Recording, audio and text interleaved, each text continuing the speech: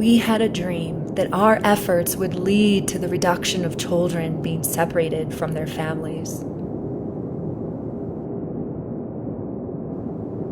That our centers would challenge the inequality built by an oppressive system.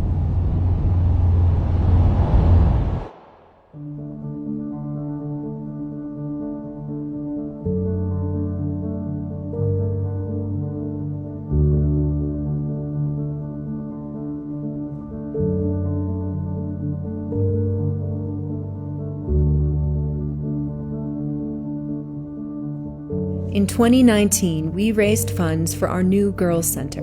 Construction was completed in February 2020, and now we need help to continue our fight against the injustices not only in Nepal but around the world.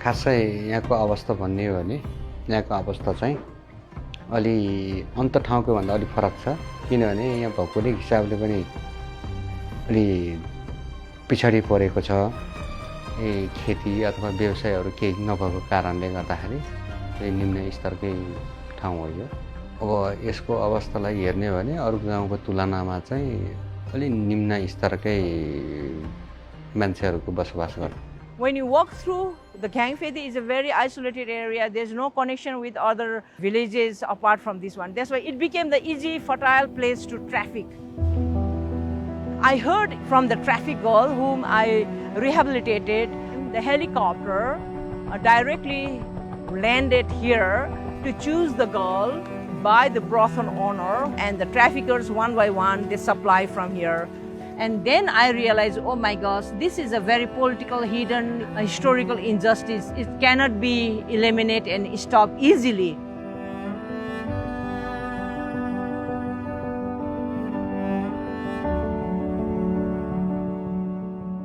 अब पहिला त पढ्न छैन अब केटीले पढ्नै मिल्दैन केटी मान्छे पढ्नु हुँदैन भन्ने एउटा थियो कुरा अब मान्छेहरूले बोल्ने त्यस्तो थियो अनि अहिले भर्खर सुरु पढ्दै छ In this village, schools are quite far. If their parents can't afford them to send from their village, local village to another village, like 3 to 4 hours distance or walk, then usually girls, they drop out from school. It's not their choice. It's the situation, family socio-economic situation is a geographical, difficulty for the girls. So the 3 pillars that Global Orphan Prevention has identified to stop human trafficking are education, empowerment, and economic development. We know that our learning center and dormitory is the surest way to stop child trafficking in the region because 70% of trafficking victims are illiterate, disempowered, and living in poverty. Our center addresses all of those things. This learning center would be a source of empowerment for girls and source for safety. Girls can feel safe here. So we are not only providing here a platform to stay, we are also providing this learning center as a source of motivation, a source of mental and psychological and emotional well-being. I love the Nepali girls so much. They are just so sweet and pure, and it's just so easy to want to help them. These are the children that are at the greatest risk of trafficking, and being able to meet them and learn their names and hear their dreams for life, and realizing that could be taken away from them at any moment. Martin Luther King said that injustice anywhere is a threat to justice everywhere. And if we're not stepping into places like this around the world where we can do anything to help them, I feel like we should absolutely do so. Yes, we have challenges at home that need to be addressed, but we have to realize that we are all connected around the world. We're all brothers and sisters, and so we all have an obligation to lift each other up. We've been developing our programming for the Nepal Center, and it's called Compass Rose. And it's about returning back to our true north, finding our North Star. We put together a teen advisory board of local Denver girls, and their job was to help us evaluate the effectiveness of our programming, what they liked, what they didn't like, and they were involved every step of the way. Children who are at risk for being trafficked are also susceptible for mental health crisis. So whether in Nepal or in Denver, our youth are in mental health crisis. And we have a program, the Compass Rose curriculum, that can do something about that. We know the number one way to help kids' mental health is to connect them with a mentor who is an adult who can teach them skills to empower them. In May of 2021, Children's Hospital Colorado declared a state of emergency for children's mental health. And one of the things we have seen during the pandemic is rates of depression and anxiety have doubled, and suicide rates have continued to go up, which is a huge problem because it was already the number one cause of death for youth ages 10 to 24 in our state before the pandemic. Kids are suffering in a way that they never have before, and there has to be something done about it.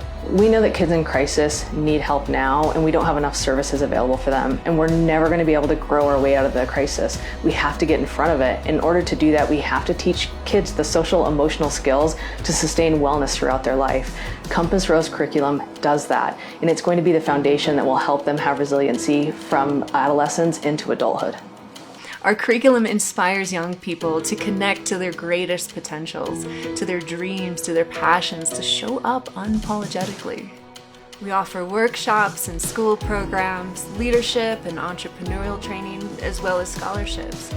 And we're giving them the tools and resources they need to source their power from within, setting them up for lifelong success.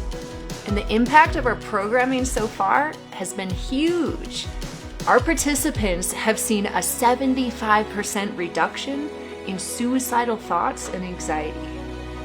They've seen an 85% increase in better communication with parents and a 100% increase in their ability to better take care of themselves. You've seen the issue. You've seen how much these children need our help. Together, we can solve this. Today, I am asking for your support in the ongoing care of our Nepal Center, and to help bring the Compass Rose curriculum fully into the hands of Nepali and Denver teens alike. Help make that happen. Join us today.